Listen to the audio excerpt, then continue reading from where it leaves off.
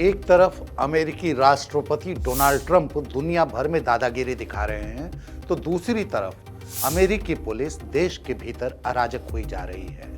Minneapolis में Renee Nicol good की हत्या यही बात साबित करती है। यही वजह है कि इस हत्याकांड के बाद अमेरिका के लोग उबल पड़े हैं और रेनी निकोल गुड की हत्या को लेकर अमेरिका के कई शहरों में जस्टिस फॉर रेनी के नारे गूंज रहे हैं।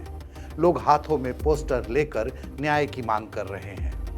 इस बारे में ट्रंप प्रशासन क्या तर्क दे रहा है, कैसे वह इस हत्या को जायज ठहरा रहा है और अमेरिकी नागरिक इस बारे में क्या कह रहे हैं, यह सब कुछ इस वीडियो में हम आपको बताएंगे।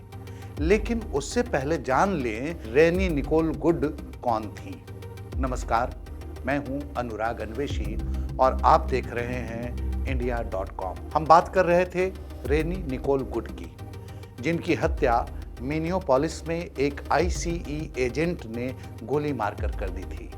37 बरस की निकोल गुड 3 बच्चों की मां थी और वे कोलोराडो स्प्रिंग्स की रहने वाली थी और बीते साल ही कैंसस सिटी से मिनियापोलिस में शिफ्ट हुई थी।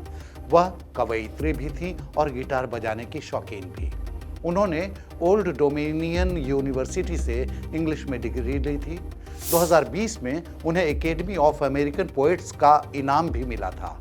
उनके परिजन बताते हैं कि वे एक समर्पित ईसाई थी। उन्होंने जवानी के दिनों में आयरलैंड में मिशनरी के तौर पर काम भी किया था। लेकिन ट्रंप प्रशासन रेनी निकोल गुड को डोमेस्टिक टेररिस्ट यानी घरेलू आतंकवादी बता रहा है। Homeland security secretary Kristi Noem का कहना है कि रेनी एजेंटों के काम में बाधा डाल रही थी। उसने अपनी कार को हथियार की तरह इस्तेमाल किया। आरोप है कि रेनी निकोल गुड ने अपनी कार से एक एजेंट को कुचलने की कोशिश की थी। This vehicle was used to hit this officer. It was used as a weapon, and the officer feels as though his life was in jeopardy. It was used to perpetuate a violent act that this officer took action to protect himself and to protect his fellow law enforcement officers. So we'll let this continue to go forward and follow the same policies and procedures that every use of force situation does. But we've had almost over 100 times that these vehicles have been used to ram law enforcement officers and to do damage and to harm them. When you take an action and use a weapon to harm someone and to incite violence against them and try to cause them injury or death, then it needs to be labeled exactly what it was. लेकिन सरकार के दावों के उलट Minneapolis के mayor Jacob फ्रे ने इस मामले का वीडियो देखने के बाद ट्रंप के दावों को बकवास कहा। जैकब फ्रे का कहना है कि एजेंट ने अपनी पावर का गलत इस्तेमाल किया है।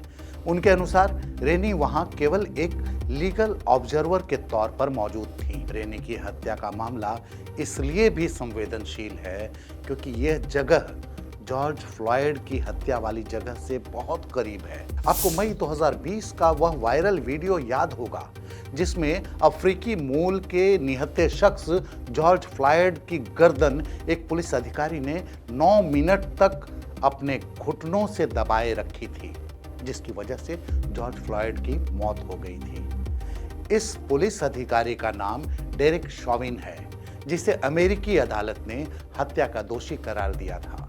तो रेनी निकोलस गुड की हत्या इसी लोकेशन के करीब की गई है।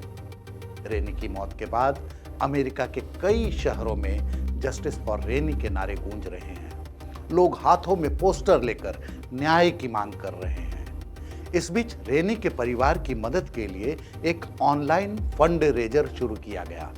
हैरान करने वाली बात यह है कि $50,000 के लक्ष्य के मुकाबले महज 15 घंटे में $5 लाख से ज्यादा रकम जमा हो गए।